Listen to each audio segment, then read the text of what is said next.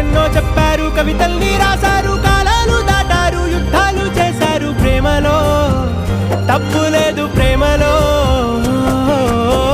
వేల వేల వెన్నెలంత నీదవాలి వెలుగునంత మోయమంటే నేను ఎంత రే.